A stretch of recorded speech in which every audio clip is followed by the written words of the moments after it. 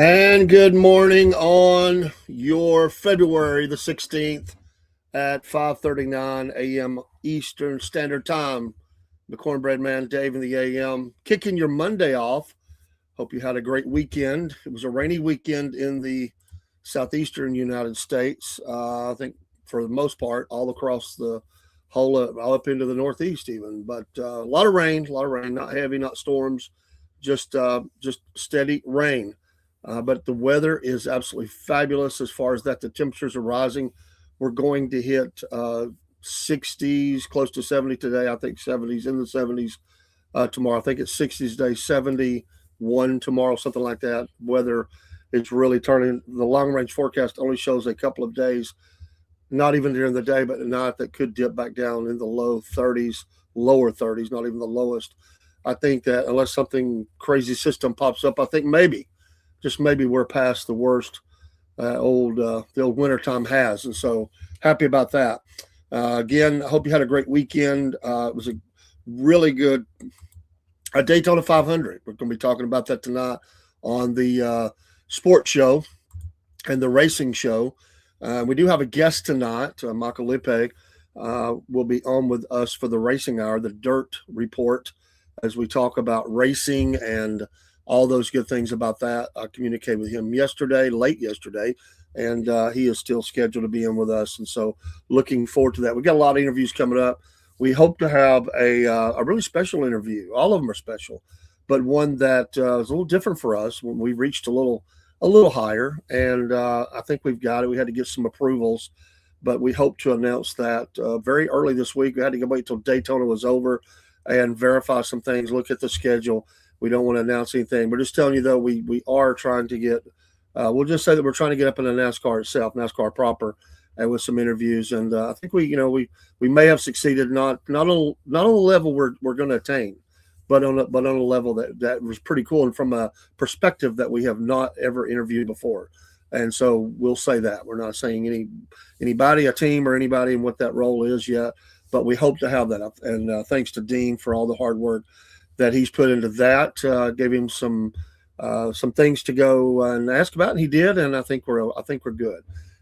So we got a bunch of interviews coming. We've probably got with what he added. We probably got 10 to 12 interviews that are on the way for the racing hour.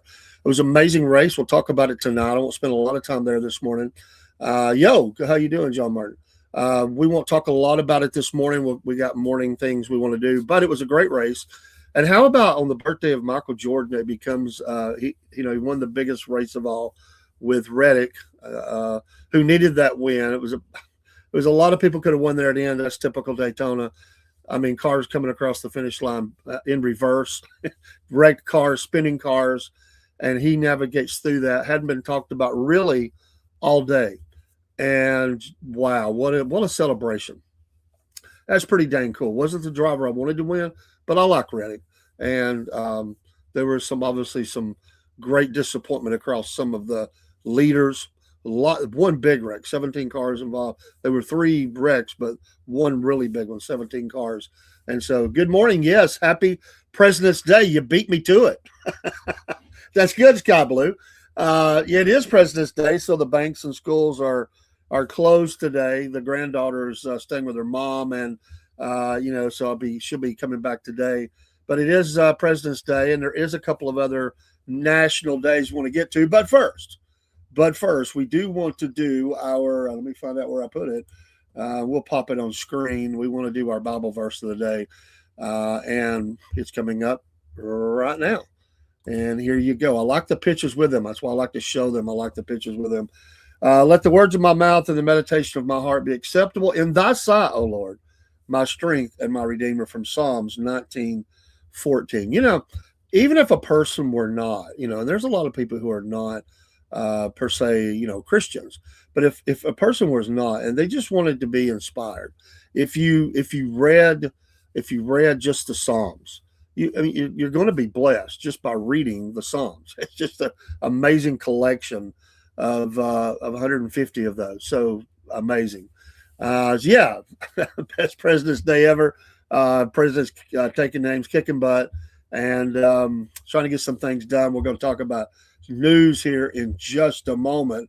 Um, let's look at what's the next thing on the National Day. I was going to look at National Day since it is President's Day. It is also Almond Day. Almonds are good for you. Almond milk and almonds a little bit better. I'm a person that likes peanuts, so if you like peanuts, sometimes they're not good for me. I mean, one time I thought I was developing an allergy to them. I was having some trouble, and come to find out, it was sometimes when you start having some trouble, you start trying to figure out what that thing is that's bothering you. And I was having a lot of stomach trouble, and but it was like every time I ate peanuts, I thought it was the correlation. What it was the correlation on a medication I take, and it was a little bit too strong for me. And I was eating the peanuts mainly on the day that I took that. So it took me a while to figure that out. So I just canceled them. Like I stopped eating peanuts, but I still was having the problems. So I just started weeding things out and figuring out what it was. And I've come back and been eating some peanuts, and I haven't had any trouble. I'm thankful because I really do like some peanuts. Oh, I like, of course, cashews. I like mixed nuts, pistachio. Uh, my goodness, there's many of them. There's some that I don't care for as much, but I do like some peanuts. So there you go. And also,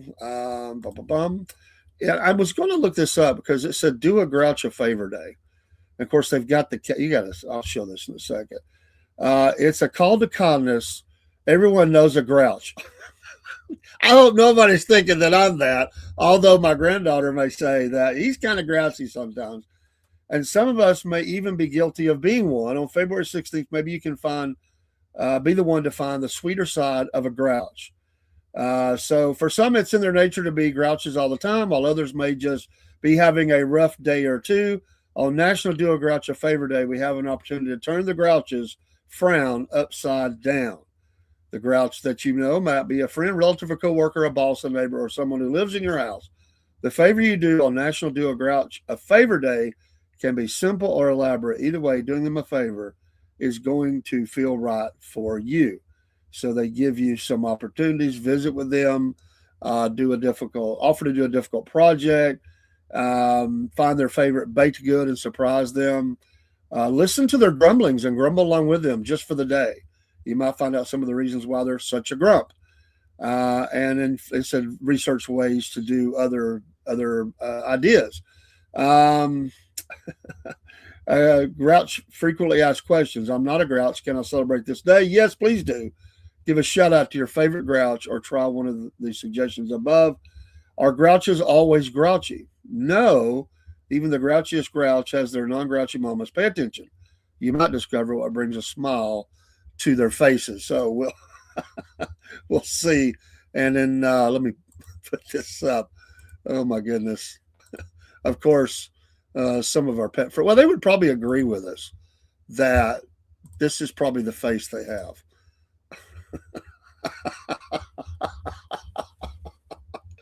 Oh, cat says, leave me alone. Oh my goodness, that's hilarious. Um, I'd say most people, not everybody. Some people are sunshine all the time. I try to be, but I would have to admit, probably there's been times here and there. I say probably, may just say I know that there's been times that uh, I think I can remember my wife. It's been few and far between, but she would say something like, "Boy, you're such a grouch today." I guess we get, and I think probably all of us men can do that. We get so focused on something we're not realizing it, but we're coming across as kind of grumpy and grouchy, especially if things are not done. I know my granddaughter would probably say that. Yeah, he's kind of grouchy sometimes, but she is too. She is too. She's not a morning person, so in the mornings you got to watch. It's a little bit of eggshells. She gives you that look. She's one of those that you go to work on a Monday and you're smiling and you're saying, "Hey, it's great to be here. It's a Monday," like today, and they get the look you get. Yeah, that's kind of how she would look. Some birthdays today. We don't cover every birthday, but we do point out a few. And one of those I wanted to point out. Let me get down there because at first I didn't think it was going to be that good. Then I said, "Oh, there is some that I really want to recognize." Today is Chris Farley's, the great and legendary Chris Farley. who sadly left us, God, so long ago. It's hard to believe. Can you believe it has been? He died in 1997. He was born a year before me. And man, what that's a guy that brought a lot of laughter to a lot of people. And I mean, we his career really was cut short, much like who he sort of emulated was John Belushi, much the same way. So his movie career was small, really, but like John Belushi's, but they were the same pathway coming from Saturday Night Live, all the funny there to getting into the movies, and just didn't have that music part, but he kind of did a little bit, but amazing, amazing comic, and the physical part of comedy, which I really like. I'm a big fan of physical comedy, the how to fall down, the look, was he was a master at it. Galileo, who died well before Chris Farley. In fact, he died in 1642. No, I was not there. But Galileo, birthday today. Matt Groening, 72, cartoonist, seen a lot of his stuff. Susan B. Anthony, that we get a coin from now. She died in 1906. Her birthday as well today. One of the funniest guys that ever lived to me. Another one who's really fantastic at physical comedy and a great tandem with Tim Conway, the great Harvey Korman, who left us in 2008, was one of the funniest guys, and just the way that his physical comedy and just a funny guy, but in tandem with people on the Carol Burnett show. It's legendary status. Harvey Korman, funny guy. Those bits, especially between you and Tim, the dentist. If you've never watched Tim Conway and Harvey Korman on The Dentist, you're missing a tremendous blessing. I'm just telling you. Go watch it. If you need a laugh today, go watch Korman as the patient and Tim Conway as the dentist. And there's several moments, and of course the running gag is when they're laughing, it's killing them. So there's points in that they're laughing as well, and go check that out. I think you'll find a tremendous blessing. Doc, good morning to you. Hope you're doing well. Doc the Butcher, love the name. Enjoyed meeting up with you the other day, at least through the chat, and learn a little bit about you. And we want to continue to talk to you. Christopher McDonald, 71 today, actor. Shout out to him. And let's see, I think that's probably it. Alex Gonzalez, baseball player, 49 today. If it's your birthday, happy birthday to you, or if it was over the weekend, because sometimes we fail to cover the weekend on Monday. And so maybe we need to start doing that. Just add to a little bit. If it was your birthday over the weekend, shout out to you. Happy birthday to you. Let's see here. What else in this day in history? Let's see. One thing I wanted to mention was in 1923. This one has caused a lot of, it's controversial, and there's a lot of mystery to it. But King Tut's tomb was unsealed in 1923 after being sealed thousands of years. And movies have been made about it, TV documentaries and stuff. A lot of things befell those who unsealed the tomb. Some say curses, whatever. But anyway, what an amazing look into the past. And some say we should never even be looking into those things. Honor the dead. It's like I said, it's a little controversial, but that was a big one. I mean, and they continued to uncover stuff for decades. And so it interesting. Let's see. That's about it I want to cover on that. Our city shout out today, small town. We like to give small town, mid-sized to small shout outs today. We're going to the great state of Kentucky, and we're going to Harlan, Kentucky. Harlan, as of 2020, had a population of, nice number, 1776.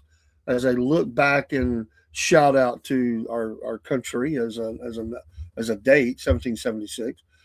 It is one of 3 Kentucky county seats to share its name with the county, the others being Greenup and Henderson. Harlan was first settled by Samuel and Chloe Howard in 1796 upon the founding of Harlan County, named for Kentucky pioneer Silas Harlan. In 1819, the Howards donated 12 acres of land to serve as the county seat. The community there was already known as Mount Pleasant, apparently owing to a nearby Indian mound. A post office was established in 1828, but called Harlan Courthouse due to another Mount Pleasant prompting that name. During the war between the states, Confederate raiders under General Humphrey Marshall occupied the town. The local postmaster renamed the community Spurlock after himself.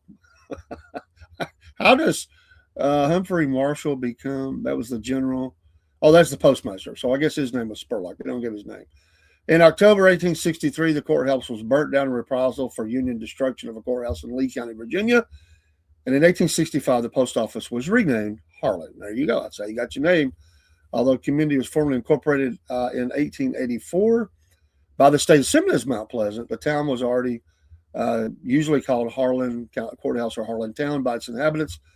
The city's term of incorporation were amended to change the name to Harlan in 1912, 1 year before the Louisville and Nashville Railroad had arrived in Harlan and prompted massive growth.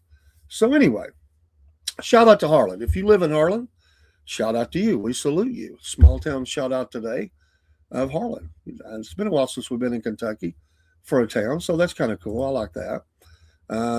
Give them a little love.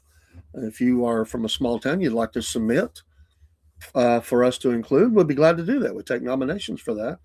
I just pick those out and kind of go where it leads me, and we like to do that. I kind of got that idea. We've been doing that for well over a year. I remember the old hee haw, and they would do the little city or area sign or whatever, and population, whatever. You got to be old like me to remember that. But I always liked that. They were coming up out of the corn. I always liked that little spot in hee haw. And it kind of came back when we started a podcast. And I said, I would like to do that in the mornings. I think it would be a fun thing to do. So we started doing that and doing little shout outs to different towns. We have done quite a few of them over the last year or so. Pretty sure it's been over a year that we've done that. So try to do that. There might have been just some days we missed, things going on, but we try to stay consistent with it. So anyway, let's get a little bit of news. There's and talking about some things that are going on, and including the president. He, of course, with the global the peace board, the Gaza board, to bring peace there to Gaza. He is extending $5 billion. This aid skips the UN, and there's a lot of people that thinks that maybe, and Hamas, that we are going to bypass the UN and do our own thing. There's a lot of talk about that. Maybe, I don't know what the president's vision is for this, but he's definitely working another side of the street than the UN, and I have no problem with it. I can't stand the UN. I think they're a bunch of frauds and crooks and terrorists. I mean, what has the UN ever done for America, honestly? And we spend a lot of money there. I say redirect that money, and they're just a bunch of pompous liars and evil people for the most part to get up there, and they want to control what we do here in America. And I say, no, the heck with you. We don't need the UN. If everybody else needs it, wants to join it, fine. We go to the beat of our own drum. It's a proposed $5 billion Gaza humanitarian and reconstruction initiative was announced Sunday. So yesterday, the president announced this. I saw it late yesterday. It will bypass the United Nations and keep aid away from Hamas terrorists. Fred Fleets, a former National Security Council chief of staff under Trump, said Sunday on Newsmax. However, he warned on Newsmax Sunday report that the plans will be a difficult haul because of Hamas' lack of cooperation. Well, of course, Hamas is not going to lay down their weapons. The terrorists are not going to stop, and they're just not going to do it. I mean, their charter is for the destruction of Israel. They're not going to change that. So I think that at some point, to keep the peace, they'll have to root out and continue to root out those who try to reorganize and reestablish Hamas in the region. But this is all I live. Get into the land. And this is why I didn't really want us involved there, because it can continue to strike you back and be ugly and cause us problems. But anyway, he is really wanting to bring this initiative there and to bring peace. But they said that they have pledged more than $5 billion across the member states for the reconstruction and humanitarian aid assistance. He said that member states have committed thousands of personnel for a UN authorized stabilization force and local police. He said Hamas must carry out full and immediate demilitarization. Well, that'll happen when they pull the from their cold dead hands the AK-47s and other weapons of that like. I would say, my guess. I just don't think you'll ever change their mind. They've not come up and laid down their weapons and said, "We want to live in an area of peace. We'll work with you, and we want to just a seat at the board or something." That ain't going to happen, and so it's going to be something they'll have to continue to root out. And this, I'm really wondering what effect this stabilization force will have. Will they even have the ability to fire back? I don't know. That's where the sticky part of all this is. Um, he said it's not going to go through the corrupt United Nations. It's not going to be given to the people of, or it's not going to be given to the hands of terrorists or jihadists. It's going to be given to the people of Gaza. It's actually going to be used to rebuild Gaza. He said. Fleet said Israel supports the initiative, adding, "It's a great initiative. Israel is on board, and I'm very optimistic. We will see." He also said on Sunday he discussed the growing cartel drone threat, saying the U.S. may need to consider land strikes as cartels shift tactics. I think. Can you imagine? Can you just imagine now? Think about this. This is why I said we're going to have to hit these cartels very hard in Mexico, because with the invention of the drone and used as a weapon and the ability to launch missiles and move them, if they start doing this, people on the southern border, think about this, people that live, American citizens living on the border areas, quite a range can be covered by these things. Drones could be striking cities and homes and businesses and schools and whatever on our southern border. Now, people that sort of said I was really they couldn't believe I was saying that it shouldn't, we shouldn't go in there and hit those cartels. I said we needed a buffer zone. If Mexico cannot control the problem, that's why I always said you can't have your border being a sieve, and you can't allow things to be a threat right on the other side. And our border agents for some time have taken shots across the border from those cartel members into United States territory, and in some cases from our own territory they have been fired upon. So we've been securing the border, but we're going to have a buffer zone. If Mexico cannot handle the problem, and I don't see that they can, we're going to have a DMZ line. I mean, it's just the way it's going to have to be. Now, drones can fly a long way, but this would give us an opportunity to set up a lot of things to knock those down, to hit those before they ever get anywhere near the border region. And I just think at some point they're going to have to really consider this. If they can work in tandem with Mexico, fine. If not, I know that there are some areas you can't obviously do that because they come right up to the border of little cities. But a lot of this is just open land. It's just open land, and this is where a lot of these come through at. But the drones is a big problem, and now I'm glad to see that they're admitting that. They say it's it's a growing cartel threat, and he said they may need to consider land strikes as cartels shift tactics. I think the U.S. has to do that, Fleet said. And we're seeing a new threat from drones because the flow of illegal immigrants across the border is stopping. So there's now the prospect, he says, I think it's happening, that these drug cartels are sending drugs into our country using drones. That's another thing they can do. But they're using drones for surveillance. And so they got target our people, our defenses, our security personnel. It's serious business. I mean, these things are highly one thing that the war between Russia and Ukraine has done, it has escalated the ability of the drone, from and they can make these rapidly. They can make them in mass, and there's a couple different kinds, and there's a kind that they can make that is not it's not affected by the jamming signals. There is a lot of that goes on, but there is a kind that Russia, Ukraine's been playing catch up. But Russia has the kind that they develop that are done by 3-man teams, and they're connected by wire. And these things can go up for several miles. The jamming doesn't work on them, and they can even see the video right there on the ground. They can infiltrate. And think about this: they could actually infiltrate into be right across the border or inside the United States if they got in. But they could pinpoint an area to bring these down and be coordinating people on the other side where to get the drugs out. I mean, these things are fairly high tech, but they're in the grand scheme of things for the money that a cartel can bring in. They're not that expensive. For me and you, it might be expensive. For them, it's not.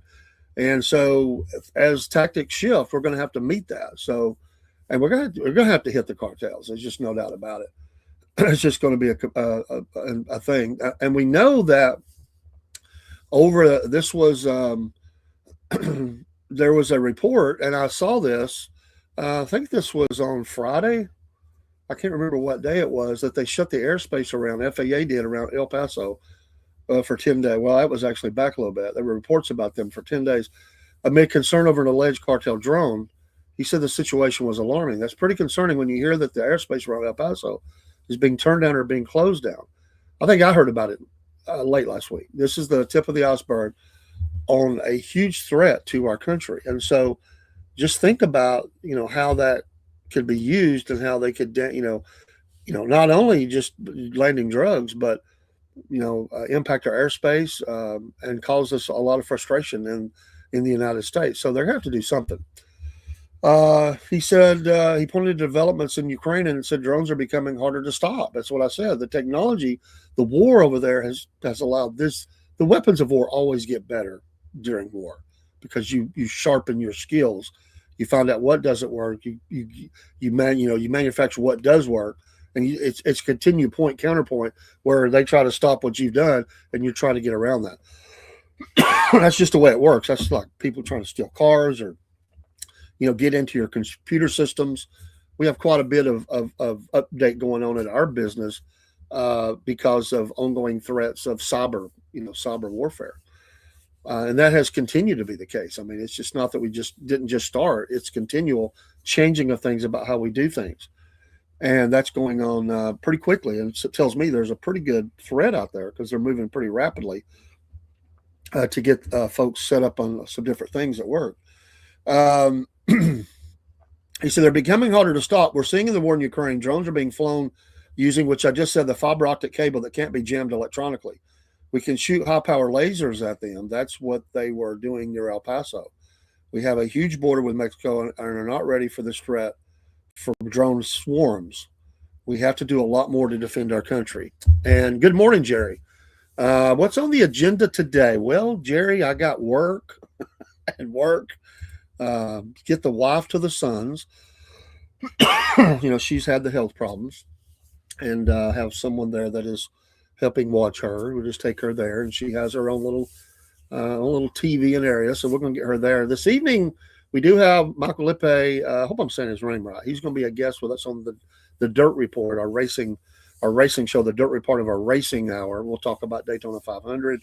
We'll have our sports show. Biscuit Boy will be in the house.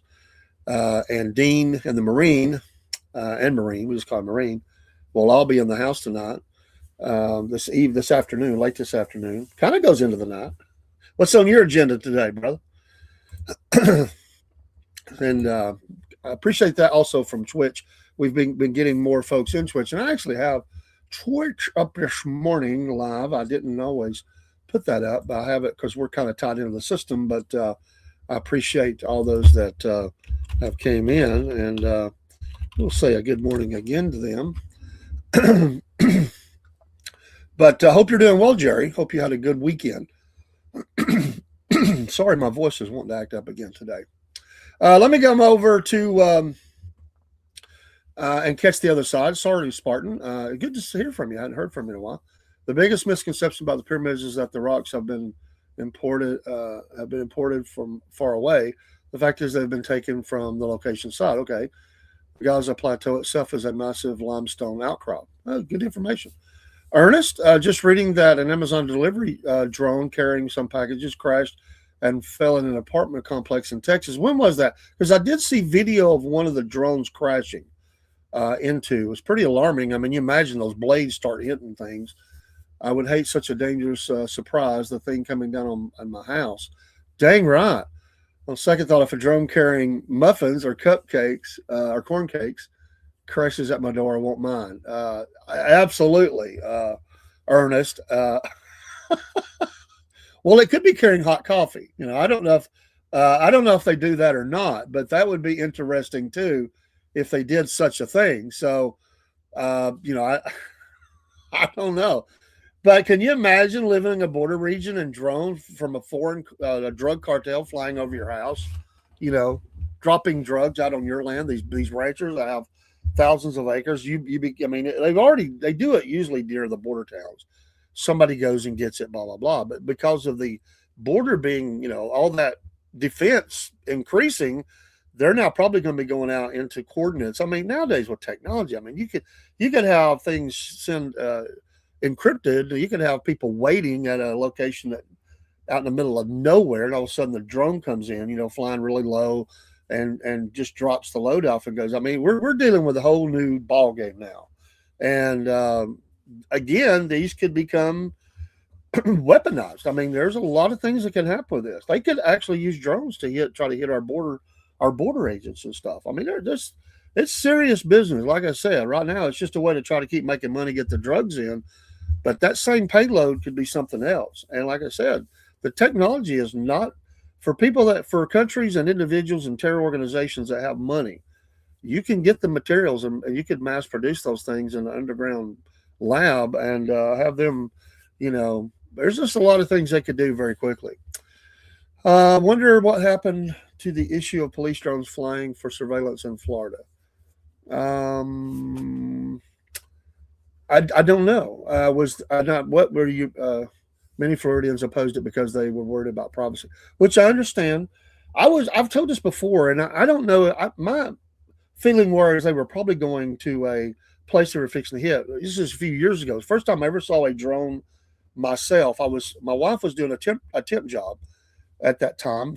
Her job had shut down, and this before she retired. It'd been a few years ago, and I was sitting there waiting on her to get off work. I was going to pick her up, and so there's a little bit of traffic going by, but it's not real heavy. But I thought I heard something, and out of the flash of the sunlight hitting, and so I just looked up. I just happened to look up.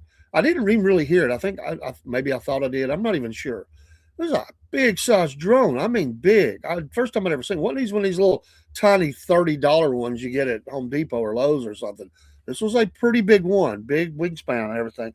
It was flying over just above the treetops. And my feeling is it was probably the police were using it to go surveil a house that they were going to, maybe serve a warrant at or watch them for drugs or whatever. So I didn't know. I haven't kept up with that. And I understand that, but I don't know. We could look into that. That's a good question. I don't know about that, but I have said this, and I've made people mad about it. If your drone or whatever comes near my, up in the sky, I'm never going to know it's there. But if you come down and you're flying your little drone around my house and try to look at windows and stuff like that, drone's going down. And I've had people tell me, you can't do that. That's my property. I said, well, you become picking it up at the street. Is this going to be in the trash can when I get done with it? You're not going to fly your drone around. Not that they would want to. I'm just saying that this has happened in cases where people have flown these drones and tried to peek in with people's windows, like bathrooms and stuff. And there was one case where the police tried to get the people in trouble, saying that, and they had clearance, but he said, no, you don't. You're not flying your drone. This was out west somewhere. I remember when it happened.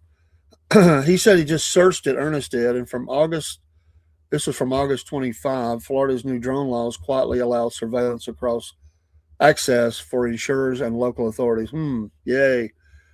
I second it, down the drone if it crosses my backyard. Yeah, I'm not going to put up with it. I mean, can you imagine? I mean, I get, like I've said, I enjoy watching drone footage of people flying way up, going and looking at snowfall, or maybe there's been floods, or just landscapes, just following along the beauty, color cruise, whatever you want to call it, or going out and there's people fishing off a dock. But at the moment that they start coming down and gotten in those people's in their personal space, people took their fishing line, rods and smacked them, and knocked them down and stuff. Shotgun practice, yeah, Jerry. I'm not going to put up with it. I'm not. And there's just some people, they don't have any.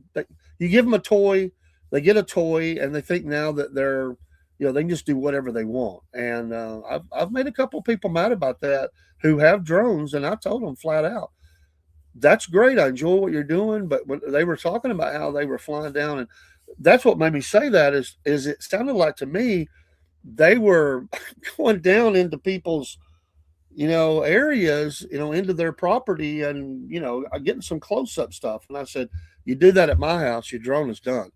And they said, you can't do that. And I said, watch me.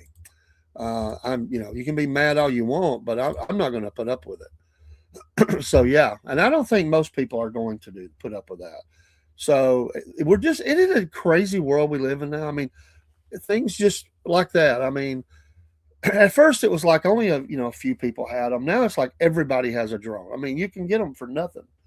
They're all different sizes and shapes, and for just a few bucks, I mean, you can. I mean, for what it costs you to go out and eat with a family of two or three, you can have a drone now and have that thing up in the air and fly a few miles. They won't go real far, but drones have been.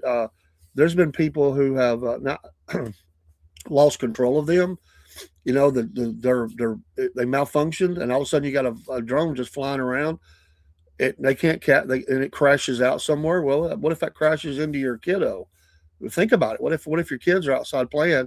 Next thing you know, the drone comes flying down into your kid's backyard, and hits your kid in the head or something with blades going on. I mean, there's a lot to consider here.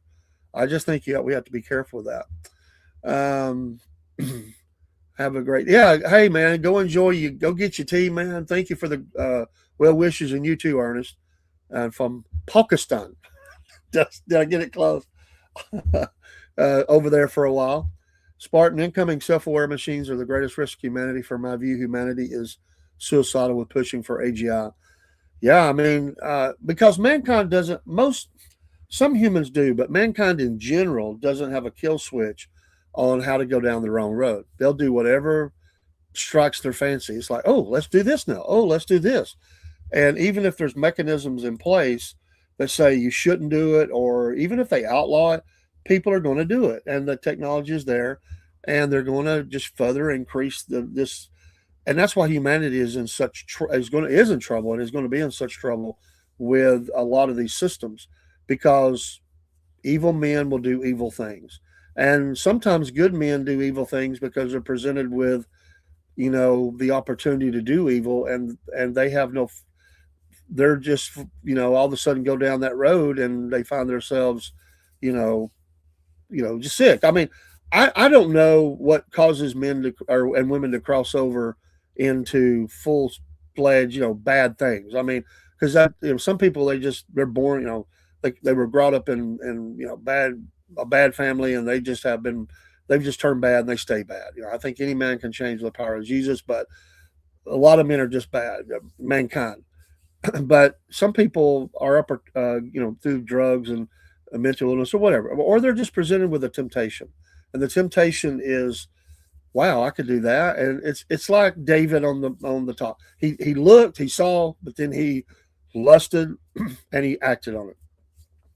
And I was watching one of those one day where a guy they come because his wife was oblivious. He was on social media. Well, it was kind of hidden, but it was the police who set it up. He was downloading images of kiddos and pedophile, and he said his wife had no idea. He had a secret account, and he would do it when she was at work. And here they was married. I think they had a couple of kids. I mean, things are bad. Things have went way off base, and he said it started with somebody sent me something. I looked at it, and then there he went. And he was pretty honest about the whole thing. And so mankind is evil and sinful, and they, not all, but many will just go to the base things. If you present them with bad things, they'll just continue to do bad things. Some of them will, and I mean, nobody's born to become the monster that they become. I mean, but they take a journey down that path, And next thing you know, they don't have what is right and what is wrong anymore. And that's the problem. We have people in power, even here in the United States, who they don't have an idea of what is wrong. Even laws to them are stupid, and they shouldn't be in place. They defend what we see as the evil or the illegal. It could be evil and illegal, but they what is law to them? And we see a whole generation of people who have no idea. We know that they have no idea of how our country came to be. They don't understand the concept of laws. They think protest now is to do anything you want to do, as long as you believe that something is wrong or an injustice or whatever. Protest to them is doing anything and everything. They have no idea of peaceful protest. That's not even in their vernacular. Protest means I'm going to stop it. I'm a freedom fighter. I'm going to fight for the freedom that I think is right. So they don't even have a self awareness of what laws are, and they melt down. We see these videos of these people melting down, and they're okay with whatever happens to these people. They see, and the left just continues to throw around words like Nazi. You know, they just label anything that they want somebody to hate, and not it's Nazi or something or communist or whatever, and then they try to turn people to it. And people, arresting people for being here illegally or whatever becomes it's a Nazi thing or something. Whereas, and I don't recall us lining up and digging graves and, bullets to the head and dropping them in there, or, cutting off of body parts and stuff like. I mean, let's look at what happened in that horrible time frame of history, and we don't see that, but yet to them, that's what that is. And it really lessens what happened for people's families during that time, that went through torture and horrible things and lost their family members in these horrible activities that went on by many different people. And so it just becomes like whatever you want to do is right. And again, that's scary because there's no basis. But there is a basis, and it's called, all of our laws are based on the word of God. God gave us law. Things that are right or wrong. And anyway, we just live. To give you an idea, I was juxtapose these two things together. I was watching a video of young people that said they were protesting, and one of them tried to stop someone from being arrested. I don't remember if it was because they were illegal or they had acted up really bad. So another girl, and all the young people are using the F word like constantly, and it's just like ugly, just constantly calling these agents that. And one of them bumps into the officer and gets, shoved back very violently. And I think they might have even got arrested. But, these other young people are just going ballistic. They're just protesting, just protesting. No, you ran into a police officer, doing their duty, and they have no concept of that. And I was sitting here watching all these young people, and most of them were girls. And they were just shouting and screaming and using these expletives. And I thought, my goodness, what has happened here? How did we get all these, young people into that spot? So I was doing security, as I do on Saturdays, just Saturdays, in front of the big box store. It was late, and a family comes out, and I was saying good night to the kiddos, and they were saying bye. And there was a young woman. She had two young kids. She goes to the car, one of the last people out, and they load up into the car. I can hear music going, but I didn't hear what it was. Well, she opened the door up to get back and go fix something with one of the kids in the back seat. Well, it's a song, and I don't particularly care for that style of music, but it's a song, and a female is singing. And the whole song that I heard with these young kids that were around 4 or 5 years old, that's just, they were no more older than that, maybe 6, but no older than that. The whole song to me, all it was using two words with a few little words to tie them together, was the F word and the N word. Just blasted. I thought, really? Really? Okay, you're free and you're an adult if that's what you listen to. But these little kids just inundated. Well, you can imagine going down the road, and they're like sponges, they're little minds, and they're just soaking that up, and they're going to be singing that in their sleep. And it just sickened me. It sickened me in my gut. And I thought, yeah, that's how we get there. Is we just, I mean, we say in society, some things are just not okay to say. But then there's music out there that is building this up and presenting it to a whole generation of people, and that's supposedly okay. It's a double standard that, anyway. I just, it's like whatever happened to wholesome families. And I'm not saying they're evil people. I'm saying that's poor parenting. I'll say it. I'll say that. But I don't know how they were raised. They're young, very young people having young people, and but they're oblivious. I mean, they're okay. They like that music. Why? I don't know.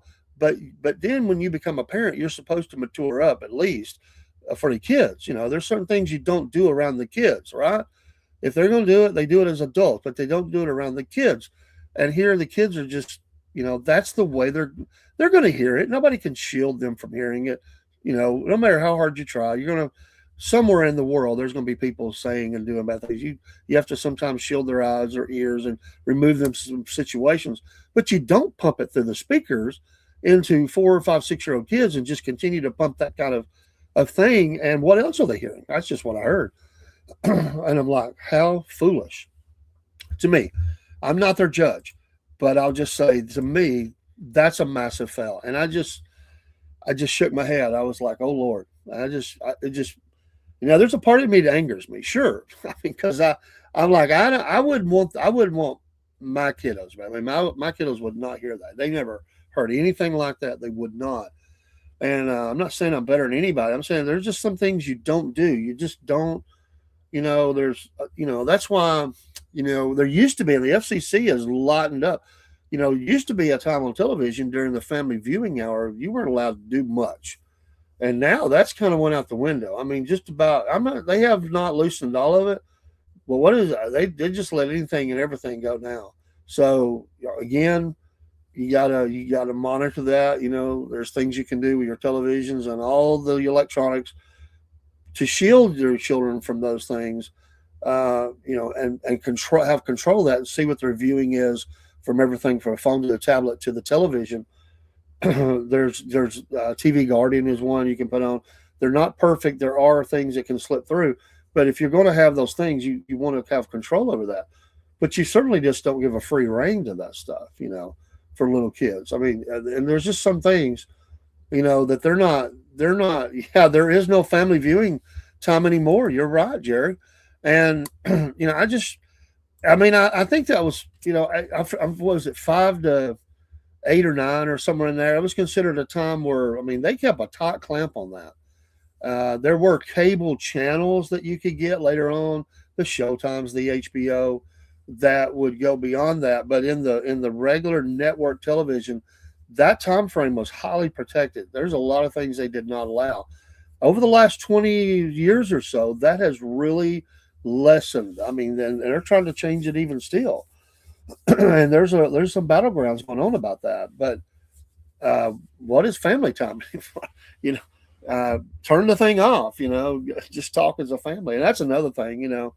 We don't really spend time as families and talking to each other like we should. I'm not saying everybody here listening. I'm just saying, in general, as you look at families, it is definitely not like it used to be. Well, that's amazing. Let me get a couple of more here quickly. That one just has, there's a lot in that. And there's a lot in that article that really I wanted to speak on. Um, there was another one I wanted to admit, because the funding battle is still going on. Borders are home money to the Dems. DHS funding fight should protect us, and it should. Um, so there's the ongoing battle about the funding for us and what's going to happen with that. The Dems are standing in the way. Um, Senator Mike Lee ended the zombie filibuster to pass the Save America Act. He was able to get the 50 Republican senators to sign on as co-sponsors for the Save America Act this weekend, and now faces the hurdle of the Senate filibuster, which gives 41 obstructionists the power to block bills from the floor. Lee is hoping to end that without the nuclear option and force Democrats to speak out against an issue, polling at 80% of those for voter ID. And the president has said that there's going to be voter ID, that no matter what happens, there's going to be voter ID. So this is going to be the big thing headed to the midterms. Some of the states have some early voting that is just now kicking in, especially here in North Georgia, for the Marjorie Taylor Greene's former seat, or the seat that she formerly occupied.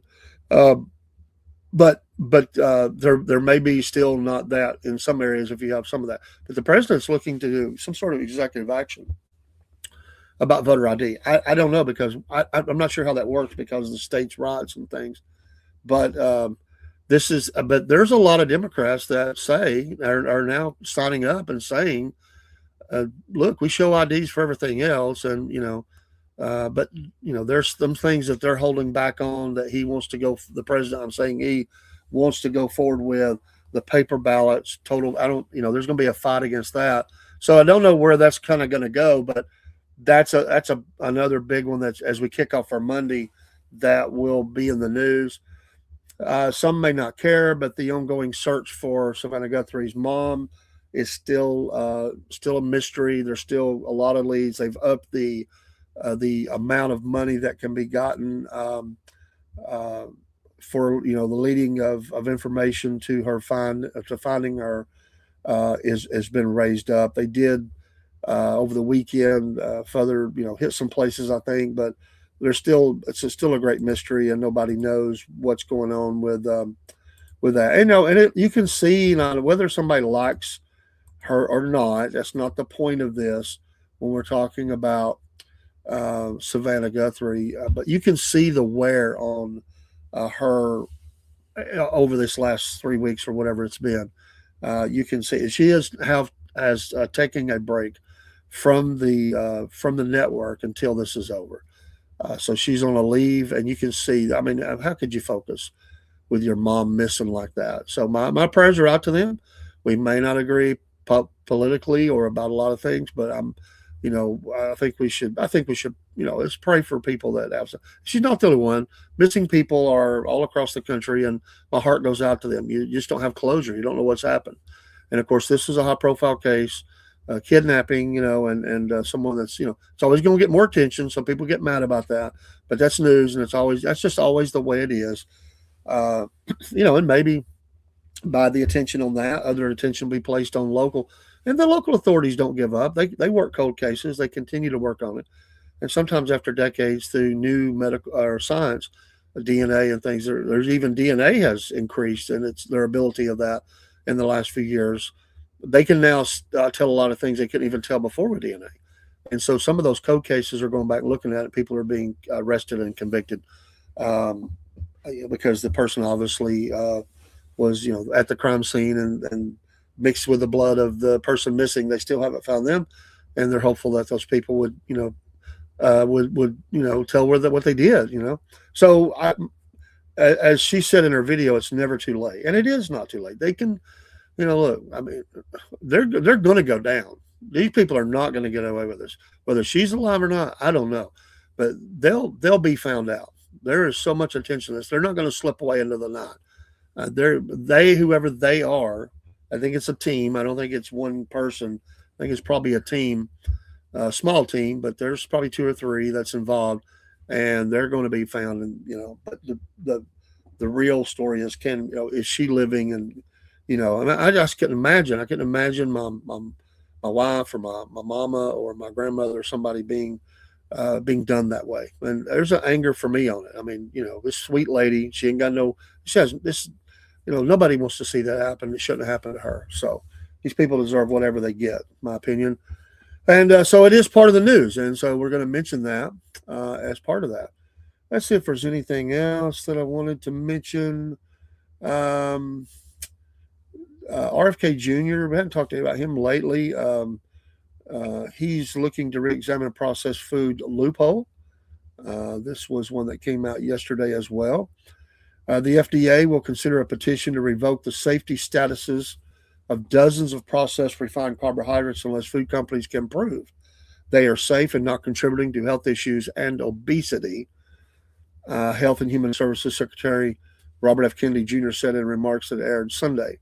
He said the FDA would take up a request by former agency Commissioner David Kessler, who asked it last August to remove corn syrup and dozens of other sweeteners and starches from the list of ingredients that's classified as GRAS, are generally recognized as safe. We will act on David Kessler's petition, Kennedy told CBS 60 Minutes program, and the questions that he's asking are questions that FDA should have been asking a long, long time ago. GRAS's classification was enacted by Congress in 1958. I didn't know that. Has allowed the use of ingredients without a full government safety review because it lets food companies verify the safety of those items without oversight. Interesting. He said he intends to close that loophole if he gets White House approval. There is no way for any American to know if a product is safe if it is ultra processed, Kennedy said on 60 Minutes. Food companies already adhere to the FDA's science and risk-based evaluation of ingredients in the food supply, said the Consumer Brands Association, a trade group, in a statement. The GRAS process plays an important role in enabling companies to innovate to meet customer or consumer demand. We stand ready to work with HHS and FDA as they look to revise GRAS or GRAS, however we say that, to continue to ensure the analysis of safe ingredients and increase consumer transparency. Kessler is a pediatrician, was FDA commissioner from 1990 to 1997. One of the things he tried to do during his tenure was to regulate tobacco under the agency. That failed, but it helped put a greater spotlight on the tobacco industry. He now wants the FDA to take the same approach with large food companies. And so, I just think that you can have a balance there of both of those things, and make sure that that safety is being adhered to while allowing companies to do business about that. So I think that can be done. So we will see. Let's see here. Anything else? And I'm going to have to go in a minute because I do need to get the wife ready and up and all those things. And it's going to take a few minutes. No school today, though. So no school. We will see you tonight. We'll try to be in around 5:45, 6 o'clock, somewhere right in there. For those that like the racing show. If you don't like that, obviously you're not going to tune in. That's fine. Every show, maybe not for every person. But we will have our racing hour and sports to include the interview with Michael Lippe, and looking forward to that, hearing his story. And that's what it's all about. And we've got some amazing stories on the way. I'm telling you, Thursday, we're going to tape a recording because there's an album release from this wonderful gifted young lady who has a connection to a famous legendary blues player. And we're going to let her tell her story along with, I think we're going to have some of her new music. We can't release it until the album release, which is this month. So, but I think it's later in the month. I want to say near the end of the month. I'll have to ask her when we get closer to Thursday. I don't think this is going to be live. I think we're going to record it, but we'll release it as soon as we can, and we'll make an announcement about it. It's very cool. It was supposed to be last Thursday, but she had to switch that, and so we're still thankful that we didn't get that we still have the interview. I just seen her online, and I thought, what a person that I want to talk to. I really want to amazing voice, my gosh. And she's a singer songwriter, and she has a story. So that's what we want to do. We share the story. Have a great day, everybody. Appreciate everybody coming in that did, or watching, or listening, or sharing. Give us a like, a follow, a share. That just helps. It just helps.